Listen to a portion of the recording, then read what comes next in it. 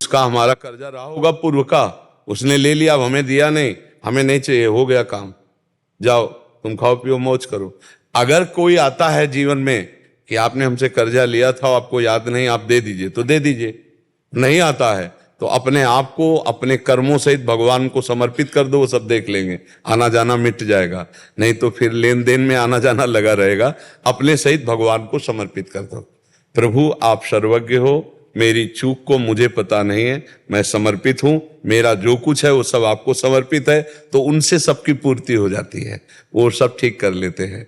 सर्वधर्मान परित्यज्य मामेकम शरणम ब्रज, तो अहम त्वाम सर्व पापेभ्यो मोक्षयिष्यामि मा शुचा, मैं तुम्हें समस्त पापों से मुक्त कर दूंगा।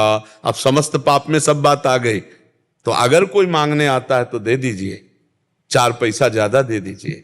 आपसे जो ले गया है आपको वापस नहीं कर रहा, क्षमा कर दीजिए। कोई पूर्व का हिसाब है, वो ले गया वापस नहीं दे रहा, ऐसा भाव रखकर हृदय को शांत, लेना ना देना, और यहां से प्रभु के चरणारविंद में पूर्ण रूप से मगन होते हुए मुक्त हो जाना। अगर लेना देना रहा तो आना जाना बना रहेगा। इसलिए साफ, हमारा जो कर्जदार है उसे हम माफ करते हैं। हमसे जो कर्जा लिए हुए लो, अब वो हम आशा लगाए रखें कि ले, तो फिर हमें आना पड़ेगा। हमने जिससे कर्जा लिया हुआ है, अगर हमें याद है तो मुझे दे देना चाहिए, नहीं याद है तो भगवान को समर्पित कर दो अपना जीवन सर्वस्व, वो सब हिसाब कर देंगे। वो सबके दाता हैं, वो हिसाब। और अगर नहीं दिया लिया तो फिर आना पड़ेगा महाराज जी? हाँ, अगर भगवान की शरण में नहीं हुए, हिसाब किताब है, तो एक एक सिक्के के लिए भी आना पड़ेगा। ये बहुत यहाँ का कठिन खेल है। पर महाराज जी अभी तो लगता नहीं है कि ऐसा होगा, तो इसलिए फिर आप लगता नहीं है, तो बात है ना।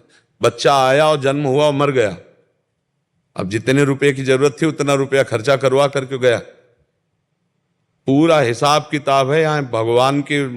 उसमें गर्भ में आया, पेट में दर्द हुआ, 5,000 रुपये लगे, साफ हो गया। 5,000 का काम था, साफ करवा के हो गया। बहुत एक एक कर्म का, एक एक चेष्टा का हिसाब किताब है। ऐसा नहीं, एक एक का हिसाब किताब, एक एक सेकंड का हिसाब। जैसे कोई बच्चा हुआ महाराज जी, पूरा जीवन भर उसके ऊपर खर्चा लग रहा है, बीमार है वो। हाँ, आप कर्जदार हैं, आपको दुख भी मिलेगा ब्याज में, उस टेंशन, और रुपया ऊपर से लगाना पड़ेगा।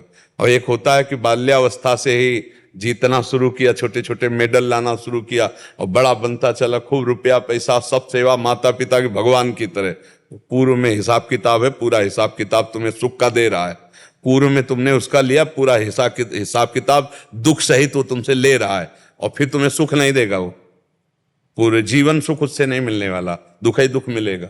हर चीज का यहाँ हिसाब किताब, चूंकि पूर्व का हम जानते नहीं ना, इसलिए हमें लगता है भगवान हमारे साथ ऐसा क्यों कर रहा है। जैसे पूर्व का इसी जन्म का देख लो, 9 महीने गर्भ में रहे, पता है तुम्हें, सबको पता है कि गर्भ में रहे, लेकिन कैसा स्वाद है गर्भ में रहने का, किसी को याद है क्या? सब भुला देती माया। तो पूर्व जन्म का याद कैसे रहेगा? जब इसी जन्म के गर्भ का याद आपको नहीं है तो पूर्व जन्म का याद कैसे हो जाएगा? हर चीज का हिसाब। इसलिए भगवान की शरण में हो जाओ, सब पूर्णता उसी में हो जाती है, भगवान की शरणागति से।